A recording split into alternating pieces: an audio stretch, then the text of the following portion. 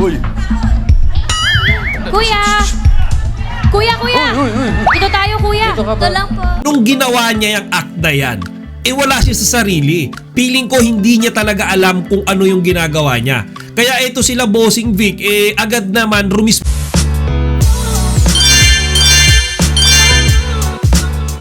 Magandang araw mga chika. Rigel po ulit ang inyong Chika Patrol. Bago tayo magsimula mga chika, inaanyahan ko muna kayong mag-subscribe dito sa ating munting channel para palagi kayong updated sa mga latest at nagte-trending na mga showbiz balita. Marami ang ninervyos kahapon sa episode ng Itbulaga sa segment nilang Therapy, kung saan meron silang isang contestant mga chika na tila nawala sa sarili. Ngayon mga kachika, very unusual talaga yung nangyaring ito, at yung lalaking iyan mga kachika, sa loob ng maikling sandali, tila hindi alam kung ano yung kanyang ginagawa. Ngayon mga kachika, to summary yung nangyari habang nasa kalagitnaan ng paglalaro sa segment nilang Therapy, yung contestant na si Angelito, kasama niya mga chika si Bossing Vic, si Biles Ocampo at si Riza May. Out of nowhere mga kachika, biglang nagpakita ng kakaibang kilos etong si Angelito.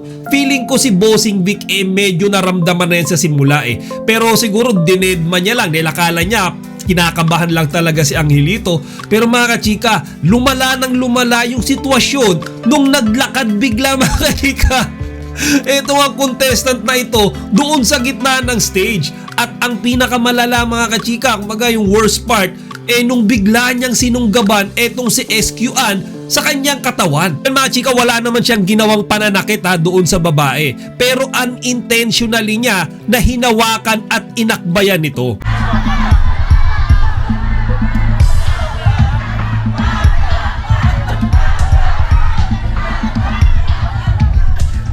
Uy! Brad! Kuya! Kuya! Dito tayo, kuya! Ito lang po. Nung ginawa niya yung act na yan, wala siya sa sarili. Feeling ko hindi niya talaga alam kung ano yung ginagawa niya. Kaya ito sila Bossing Vic, agad naman rumisponde mga kachika. Kumbaga pinuntahan ka agad nila itong si Angelito nga, na parang lutang pa mga kachika. Tapos inawakan nila, tinanong nila kung okay lang ba. Ngayon si Angelito mga chika, sinasabi niya na okay lang siya. Pero base doon sa kilos niya, hindi tama Meron pa ring, alam niyo mga chika, meron pa ring something sa kanya na kinatatakutan naman ng mga host ng Itbulaga. Kinakabahan, bossing. Siyempre, pag ganyan nakalaki yung pera, nakakakaba na yan.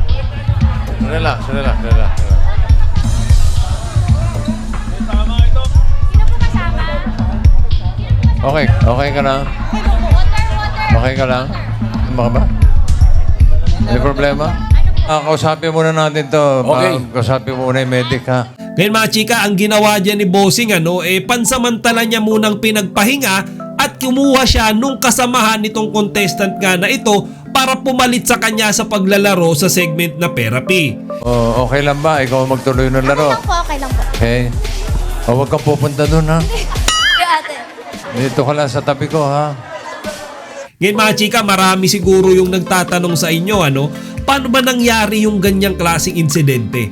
Bakit nangyari yan dito kay Angelito na out of nowhere biglang gumawa ng kung ano-ano? Ngayon mga kachika, nagbigay na si Angelito ng kanyang official statement tungkol nga sa pangyayaring yan. Ayon sa kanya, talagang kinakabahan lang daw siya at nahihilo that time kahit first time niyang makasali sa ganyang klaseng palaro.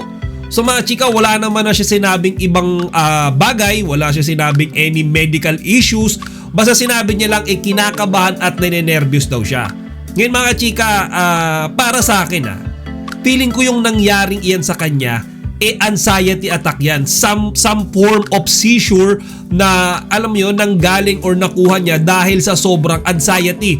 Kinakabahan, ninenervyos. Ako personally, nakaka-experience ako niyan kapag ka sobrang kabado ka, sobrang stress ka, sobrang worry, or minsan dahil overwhelmed ka sa saya or excitement, bigla kang nawawala sa sarili mga kachike. Ako nararanasan ko yung parang lutang ako tapos hindi ko alam na meron pala akong nagawa na hindi ako aware.